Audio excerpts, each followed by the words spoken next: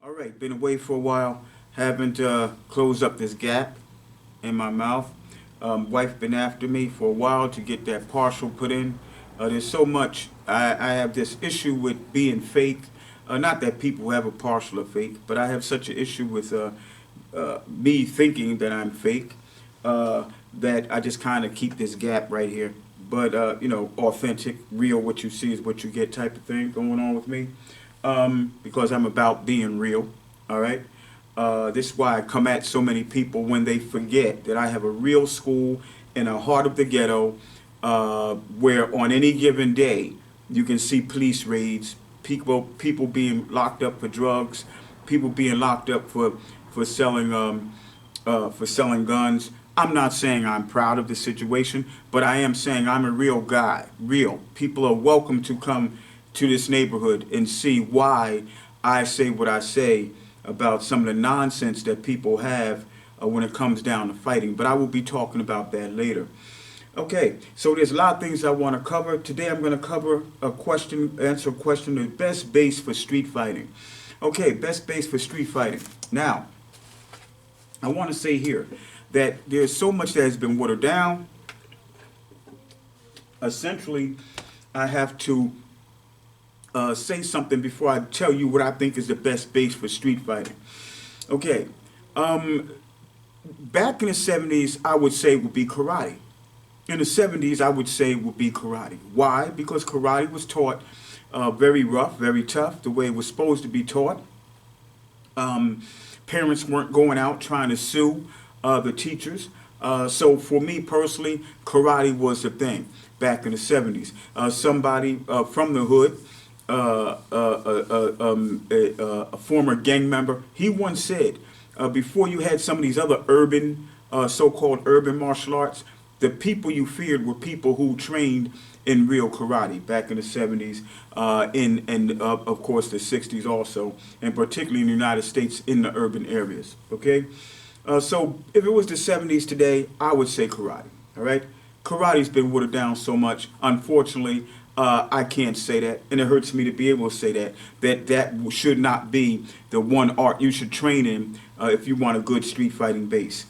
I also want to say that I'm not talking about hybrids or hybrids, however you want to pronounce it. So I'm not talking about new styles of jiu-jitsu. I'm not talking about new styles of karate. I'm not talking about Krav Maga. I'm not talking about Kesi fighting. I'm not talking about these kind of things. What I am talking about is what are considered to be traditional martial arts. Okay? Traditional martial arts. I also want to say, before I tell you what martial art I think is the best for street fighting or best street fighting base, and I will tell you why I think that is true. But the reason, but I want to say that you have to tweak it. The way this is actually being taught, you do have to add other things to it, and I will tell you what you need to add to it. It is not, before I go into it again, I want to say again, I want to preempt my answer by saying it is not the end all be all, okay, of martial arts. All I'm talking about is the best foundation, okay, what I find is the best foundation. What I think personally is the best foundation, me, Safe Carmen, having trained in about 10 martial arts at the age of 58, which I am now. In the next couple weeks, I will be actually starting to train from the beginning in my 11th martial art. I'm not going to mention what it is now, but I will tell you what it is once I start training the first time. Okay? All right. And that'll be the 11th martial art that I've trained in. And I will be doing that, starting that from the beginning, from the very beginning, at 58. Okay, so in my opinion, the best martial art base is Muay Thai. Muay Thai. I think that if you can find a good Muay Thai teacher, that will prepare you, or that will be a good place to start if you want to take a traditional martial art and still want it to be applicable to street combat. Now, I want to say this. The Muay Thai teacher that you find should know much about the clinch. Much about the clinch. If you are going to train in Muay Thai and all you're doing is punching and kicking, then I will tell you that it's not much better than any other style. Okay? Than any other martial art. Not much better. Okay? You want to deal with someone. It might be hard to find someone. I live in the New York area. I was born and raised not too far from New York. I will be soon giving you my 48-year journey, telling you in 2 parts, maybe 3 parts, my 48-year journey in the martial arts from 9 years old to 58. All right. I've been very blessed to live always, all of my life, to live, or most of my life, to live very close to New York City, where I could train in several martial arts by very reputable teachers. Muay Thai, the Muay Thai teacher that you have needs to be well versed in the clinch. It cannot just be punching and kicking. Because although it is a lie that most street fights end on the ground, most street fights do end in some kind of attachment, some kind of vertical attachment, okay? Some kind of primitive type of tie-up or clinch, all right? So that's basically what I want to tell you. I'm looking at my notes because I wrote down 7 videos that I want to post, and I'm going to be writing. I will be marking them off as I finish the filming or recording. Now, understand, Muay Thai for me, I personally think that if you want to train a traditional martial art and you want that martial art to be a good base for street fighting, I would say go with Muay Thai, but go with a trainer. Try to find a teacher, all right, who is well versed in the clinch, and let them know after the basics you want to spend most of your time training in the clinch. Okay? Why? Because good Muay Thai, the purest Muay Thai, has throws, trips, some have chokes, great maneuvers, okay, that you will find that will come in handy if you have to deal in a street confrontation. All right? So Muay Thai.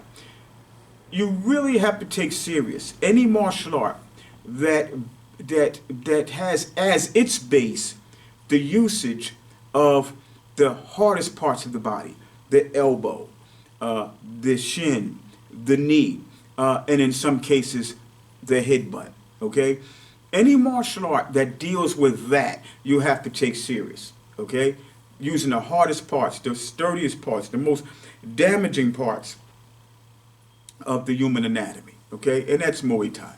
I love Muay Thai.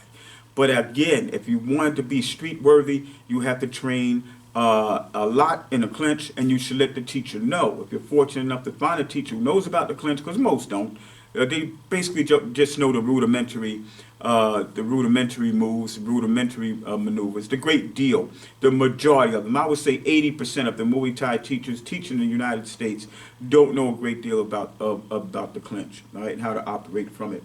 Right, it's just the basic hold down, you know, and you kind of knee here and you kind of knee there, and you might turn here, you might turn there, a couple trips, but that's about the extent of it.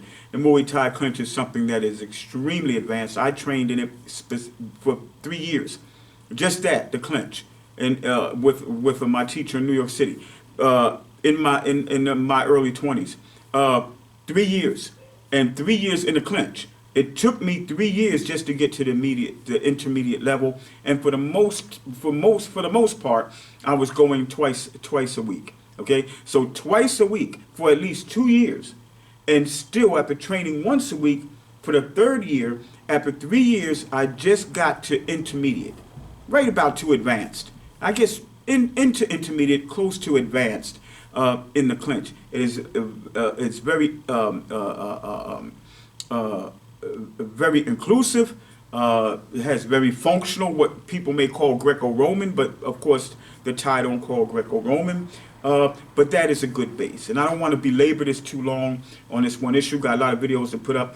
But Muay Thai, I think, in my personal opinion, is the best traditional martial art for the street. Lastly, it has to be understood that Muay Thai, as it is trained against one opponent. Okay, it's trained against one opponent, and it is not trained against an armed assailant. Okay, it's for one opponent and not against an armed assailant.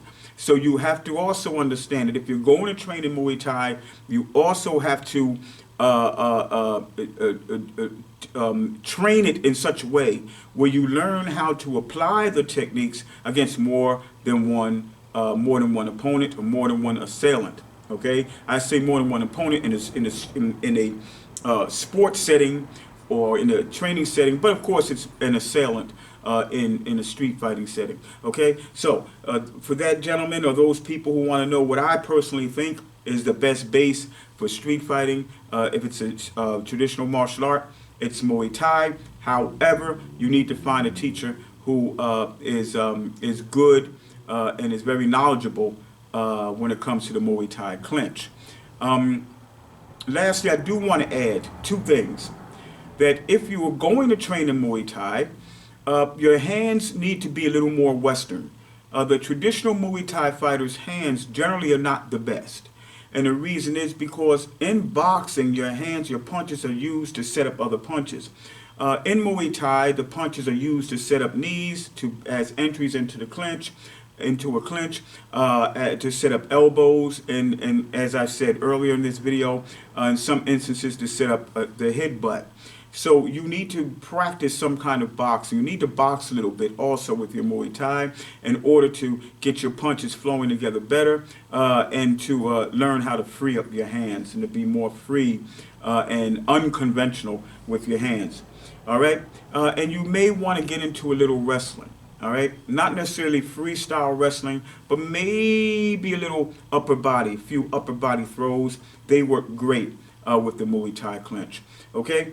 So my name is Safe Carmen, Walking Encyclopedia of Martial Arts. I'll see you next video.